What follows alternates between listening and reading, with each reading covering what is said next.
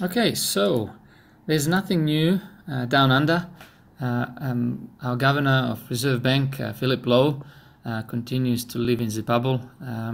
Harvey Norman thinks that the interest rate should be cut from 1.5% to 1% immediately. And our GDP is growing at 1.2%, which doesn't sound too bad nowadays. However, once you strip the immigration, which is what we're in a business of here in Australia, then the GDP is going backwards. Growth in the slow lane. House prices going backwards, cautious consumers cutting back on cars and furniture. Well, we've got traffic counts in all our stores and they're down everywhere, so business is really struggling. And why the GDP numbers are a wake-up call, leading think tank CEDA calling for long-term reform agenda. The Australian economy is struggling to maintain decades of growth. The latest figures show it expanded by just 0.2% in the December quarter, but when you strip out population growth, we're actually going backwards. Despite assurances from RBA boss Philip Lowe that sinking house prices won't cause a recession, he did concede that consumers aren't buying cars and couches. With many Australians feeling the pinch, the economy is now cemented as a key issue in this year's election. Here's Andrew Robertson.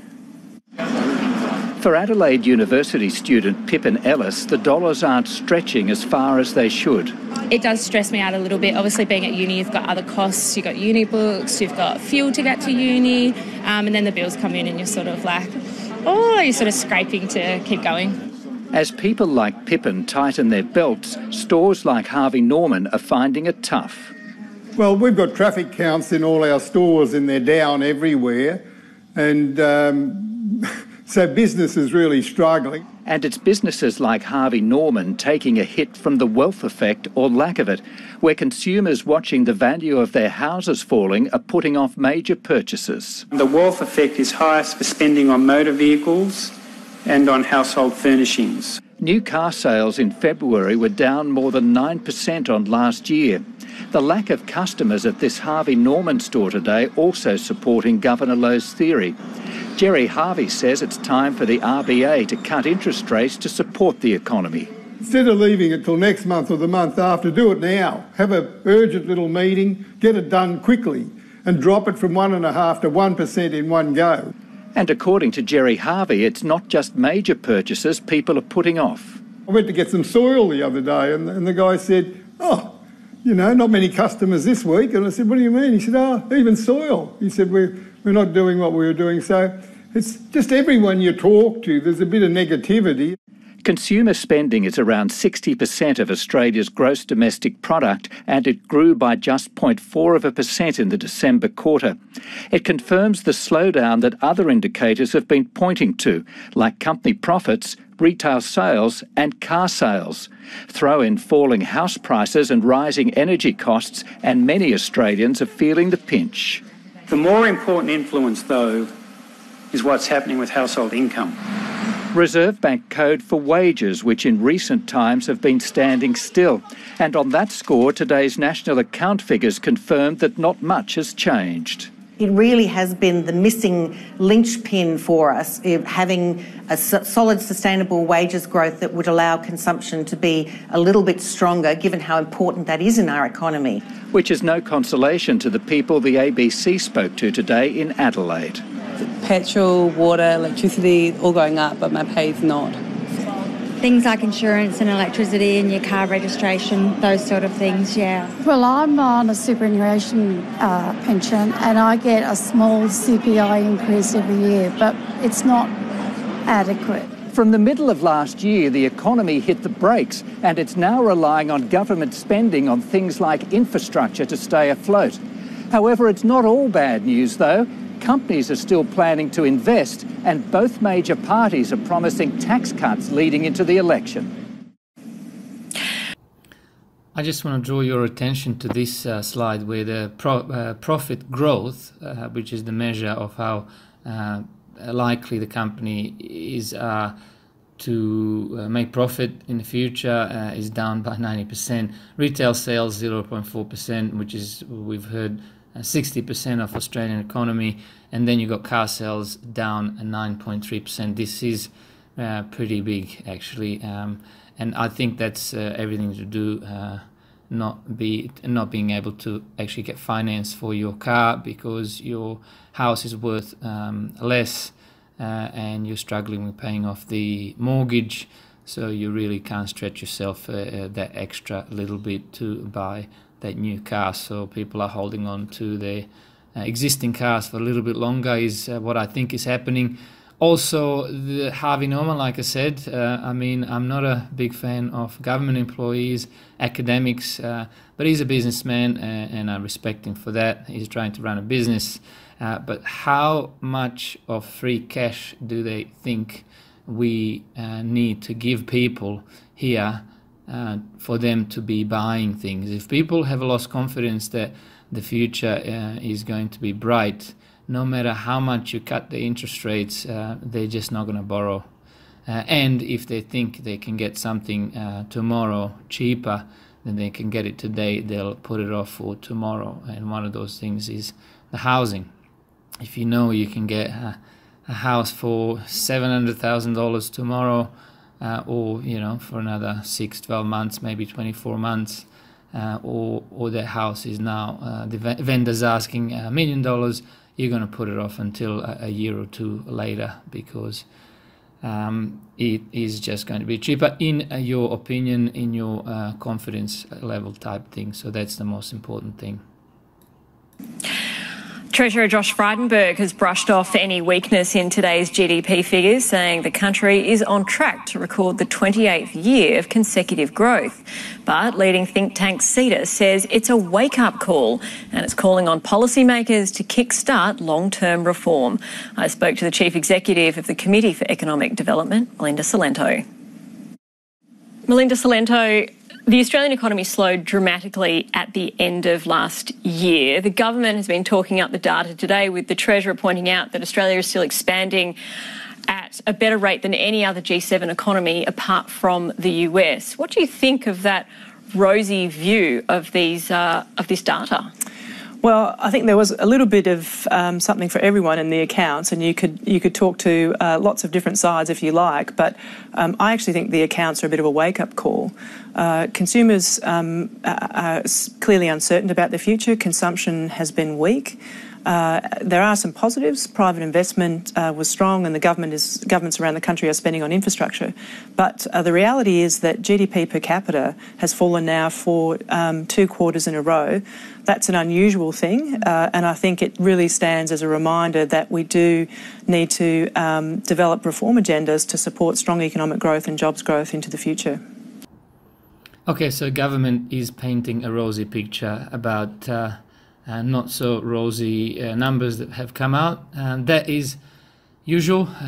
Government is never going to, or any body or part of government agency, they're never going to say the numbers or the trajectory, and the numbers are showing that we are going to end up in a recession, because if anyone from those departments, heads of departments, or anyone else from the government says that, and if that happens, which is kind of in this case likely to happen, they're going to be crucified for saying that they will be blamed for quote unquote causing it, which is nonsense, obviously, because the business cycles and credit cycles go in their own ways, and what will happen will happen. The governments and the private enterprises can only do so much to soften the blow. But again, there's only so much that can be done. Tight-fisted consumers are keeping retailers in a world of pain. The official sales numbers for January barely rose after falling nearly 0.5% in December. Retail underpins around 60% of the Australian economy. Dan Ziffer went shopping. The Reserve Bank governor knows it, and so do consumers. Wages aren't going up, so Australians are spending less. I feel like we're just keeping pace, but we are peddling a bit. Karen, cafe and restaurant takings went up 1% on a year ago.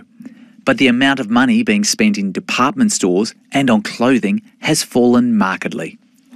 The new figures give us a more complete picture of a stuttering economy. Take out population growth and the value of everything produced in Australia, known by economists as GDP, fell for the second straight quarter. That's called a per capita recession. Yesterday, a warning from the Governor of the Reserve Bank on slowing spending on cars and household goods, but promising there's only one direction for wages: up. Wage growth will increase further. In turn, this should boost household income and spending and provide a counterweight to the falling housing prices. So how does he know that the incomes are going to rise? I mean, they haven't risen for years, and that's been a real stagnation in the last few years. So how does Philip Lowe, our Governor of Reserve Bank, know that wages will go up? I mean, nothing's changed. Why will employers start paying people more? It's not like we've got less of a migration happening. We still have the same amount of people coming into the country, meaning that there's competition. I'm in IT industry, and you know, they're pouring in. It's not easy. It wouldn't be easy for me to get a job if I didn't keep the one that I have. So I don't know. I suppose maybe he knows something we don't. He's just not telling us. Unemployment is at a 5-year low, but wages are barely going up. Flatlining wage growth barely covers the inflation in the cost of goods and services. So if you feel like you're going backwards, you probably are.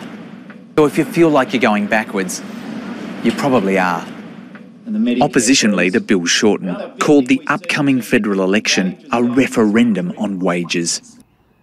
Not that they're much different at all, the Labor opposition and the current government, but it's funny how everybody knows that but when Bill Shorten comes into power with Labor, that they're really going to ruin the economy. I mean, I said everybody knows. I suppose a lot more people are going to vote for him to do what for us? I don't know.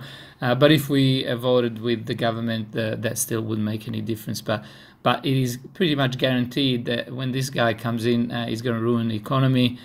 He's going to help the real estate pull back even more because he's talking about that capital gains tax and negative gearing. Okay, I got a few more little snippets for you before we completely wrap it up. Dan Ziffer there. The other major driver of the economy, construction, also in sharp decline. Today's housing data shows construction falling at the fastest rate in 6 years last month. New orders in house building fell for the 7th straight month as property prices and confidence retreat. The AI Group's Performance of Construction Index shows the industry-wide downturn becoming more entrenched, with all 4 key sectors, houses, apartments, commercial and engineering, continuing to contract. It's bad news. Construction underpins around 15% of the economy, accounting for 9% of total employment. That is actually pretty bad, but hey, I didn't say it. They did, so don't blame me for the bad news. Okay, the news keeps on giving, so we got at least one more story. Mark Bourris's wealth management firm has gone from a yellow brick road to a red one. The Royal Commission and slowdown in housing have flayed the company's balance sheet. After being temporarily delisted from the ASX for failing to submit its accounts last week, Yellow Brick Road today revealed a loss of $34 million, a big slide from last year's meagre $234,000 half-year profit. Celebrity CEO Mark Bourris suggests the broking market is no longer in Kansas. It's now a particularly hard for mortgage brokers to assist borrowers to obtain a home loan, he says. I've never seen such difficult borrowing conditions. Shareholders are seeing difficult conditions too, with no let-up in the share price decline. I've never seen such difficult borrowing conditions. This is obviously Yellow Brick Road is a financial broker for the mostly real estate industry, meaning that when they go down, as you can see, their share price going down, that means that there's difficult borrowing conditions. that means the real estate can only go one way, and that way is pretty much in front of you there on the chart. State Street's local fund made a small loss last year. Portfolio manager Bruce Apted says there are concerns here too, with property front and centre. The biggest risk for the Australian market, I think, is still centred around what happens with the housing market. And the Australian economy is very influenced by what happens in the Australian housing market. The Montgomery Investment Fund also ended the year in the red. Fund manager Roger Montgomery says investors need to avoid stocks that are exposed to property, like Wesfarmers and Metcash with their home renovation chains, and retailers. Particularly retailers that are exposed to the household sector, so companies like Harvey Norman, Beacon Lighting, JB Hi-Fi, Nick Scali, companies that are selling furniture and appliances. Last year, cash offered the best return for investors with a... All right, so I suppose the moral of that story is avoid property, whether it's property suppliers, builders, retailers, that are highly influenced by what happens in the housing. That's pretty much what everyone's saying at the moment, but everybody needs to be wrong, though, for the system to work according to some. So I don't know who to believe. Property is still inflated. The banks are not lending money. We know that, and there's definitely an oversupply. So that doesn't look good for property to me either. So we'll see how it goes. I want to show you just one more quick clip, and I'm talking about 10 seconds, where this chief economist of a company that is a real estate, a conglomerate internationally, how he is talking his own book. I mean, just have a look at the bias that he brings into this first 10 seconds of an interview. Richard Barkham is the Chief Economist with CBRE. He joined me in Sydney. Richard Barkham, the global economy is starting to slow. What does this mean for real estate as a whole, which has been so hot for so long? Well, I don't think the global economy is actually starting to slow. He doesn't think that the global economy is starting to slow. Now, it may not be tanking, but, you know, I'd ask him, okay, so is it slowing or is it accelerating? Which one is it? Or is it flat? He'd probably choose the flat, which is not true. So it is slowing. So say it. But he's not allowed to say it. All right, with that, I'll talk to you next time.